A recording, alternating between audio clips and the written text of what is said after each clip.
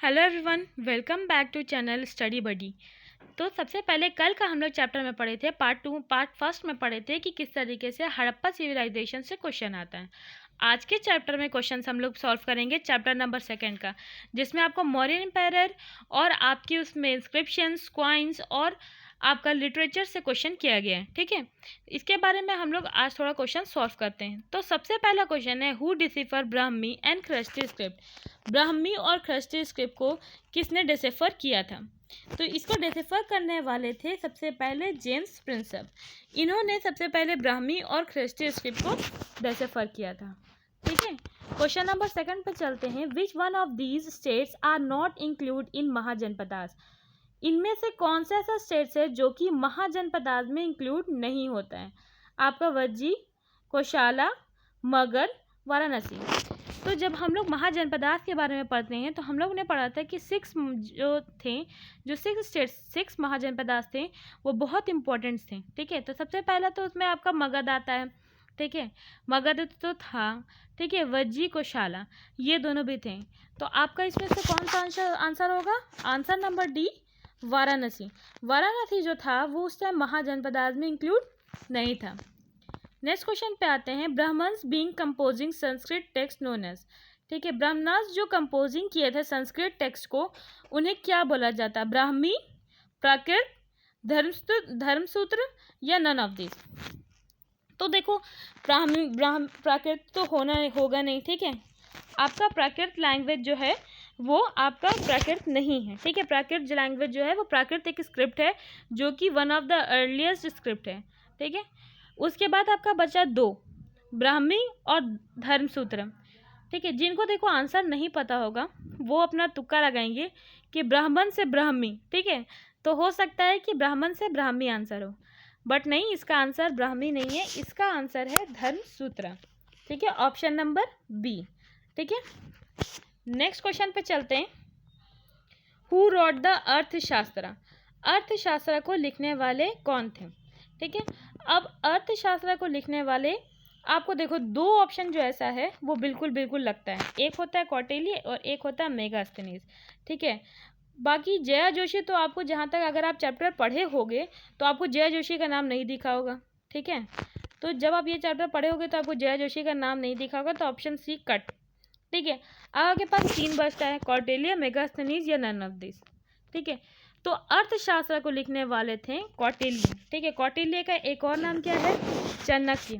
तो आपसे 2 क्वेश्चन भी कर सकता है, या तो कभी आपको चाणक्य देगा या तो कभी आपको कौटिल्य देगा, या कभी कभी कौटिल्य और चाणक्य करके भी क्वेश्चन कर सकते हैं। ठीक है, तो ये आप ध्यान रखना कि कौटिल्य का ही नाम चाणक्य है।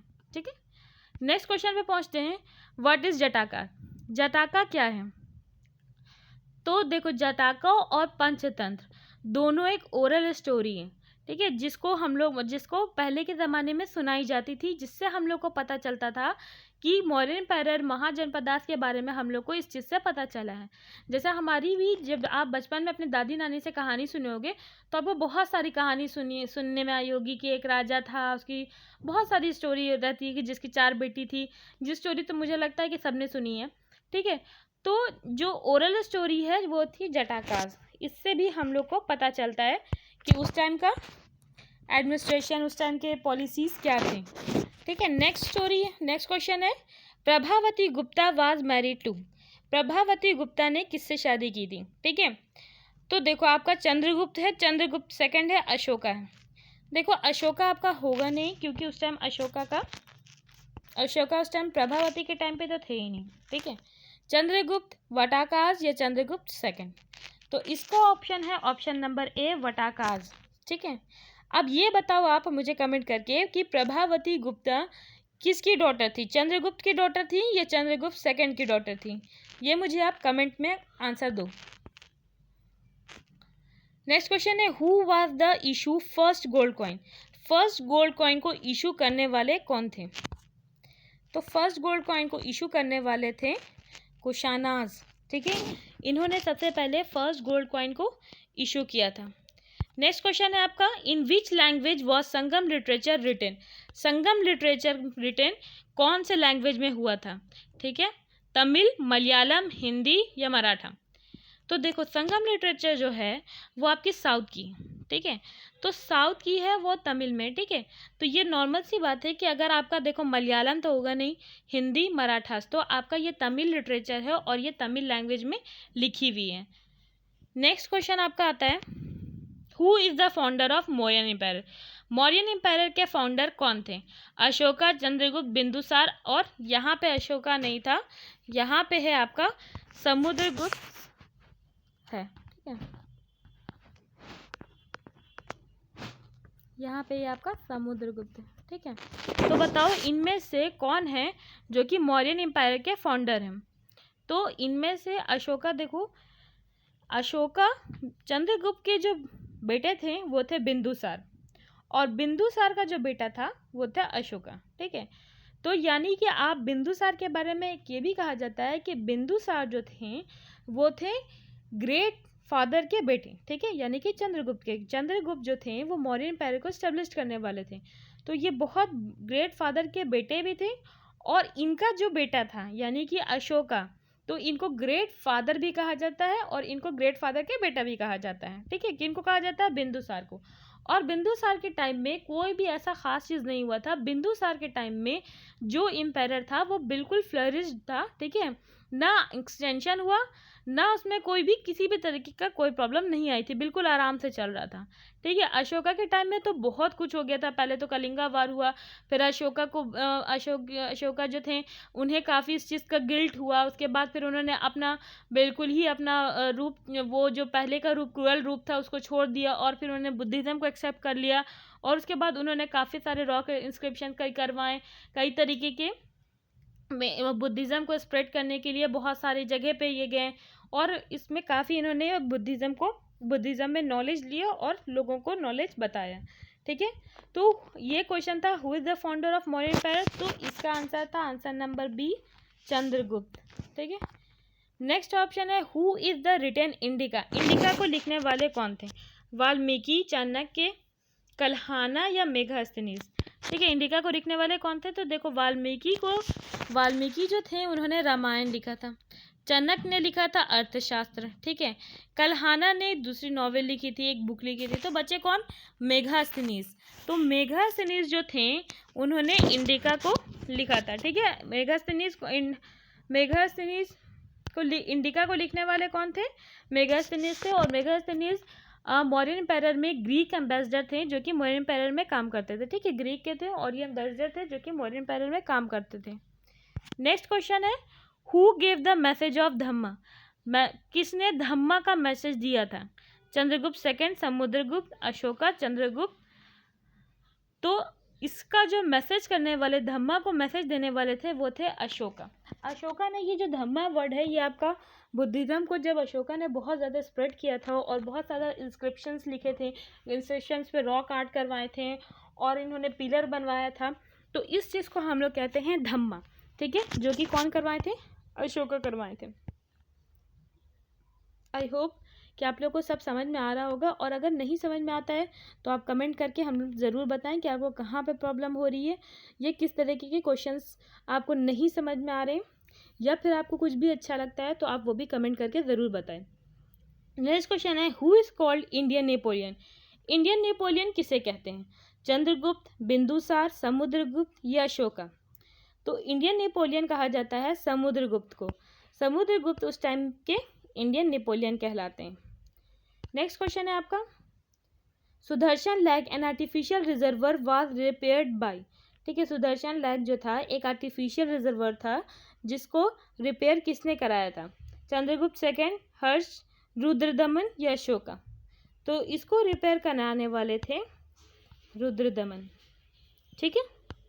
नेक्स्ट क्वेश्चन आपका आता है डिस्पोजल ऑफ द डेड, ठीक है, ये डे नहीं है, ये आपका डेड है यहाँ पे। Disposal of dead making stone structure known as megaliths, forts, Megasthenes या नन ऑफ दिस। तो इसका आंसर होगा मेगालिथ्स। जो आपका डेड बॉडी को कब्र के अंदर दफनाया जाता है और उसके ऊपर सारे स्टोन्स को बिल्कुल सजा दिया जाता है, डेकोरेट किया जाता है, ठीक है ना, तो उसको हम लोग क्या कहते हैं? मेगालिथ्स कहते हैं। नेक्स्ट ऑप्शन है आपका what is the religion of Chandragupta. Chandragupta का कौन सा रिलीजन था, हिंदुज्म, इस्लाम, जैनिज्म, बुद्धिज्म। तो देखो उस टाइम इस्लाम इंडिया में नहीं था, ठीक है। बचा आपके पास बुद्धिज्म, जैनिज्म और हिंदुज्म, ठीक है। इन तीनों में से देखो बुद्धिज्म जो था वो अशोका का था। बुद्धिज्म जो था उन्होंने अशोका ने एक्सेप्ट किया था आफ्टर कलिंगा वॉर। तो आपके पास दो ऑप्शन बचता है, जैनिज्म या हिंदुज्म। तो जो चंद्रगुप्त का रिलीजन था उन्होंने जैनिज्म को एक्सेप्ट किया था। नेक्स्ट क्वेश्चन है आपका who is the teacher of Chandragupta Maurya. Chandragupta Maurya के टीचर कौन थे। जो चंद्रगुप्त मौर्य के टीचर थे वो one of the greatest teacher थे, ठीक है। उन्होंने बिल्कुल इतने अच्छे से उन्हें टीच किया था कि उन्होंने पूरे नंदा डायनेस्टी को हरा दिया, ठीक है। और काफ़ी पावरफुल और काफ़ी इनकी जो एडमिनिस्ट्रेशन पॉलिसी थी वो काफ़ी अच्छी थी, ठीक है। चंद्रगुप्त ने के जो टीचर थे वो उनके एडमिनिस्ट्रेशन में भी काफ़ी मदद की है। उन्होंने बुक भी लिखा है, ठीक है ना, जिसका बुक का जिक्र आपको पहले ही क्वेश्चन में दे दिया गया है।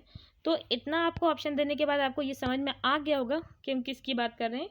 तो उनका आंसर है चाणक्य। ए, जो चाणक्य थे वो चंद्रगुप्त मौर्य के टीचर थे और इन्होंने बहुत ज़्यादा चाणक्य की चंद्रगुप्त मौर्य की हेल्प की थी।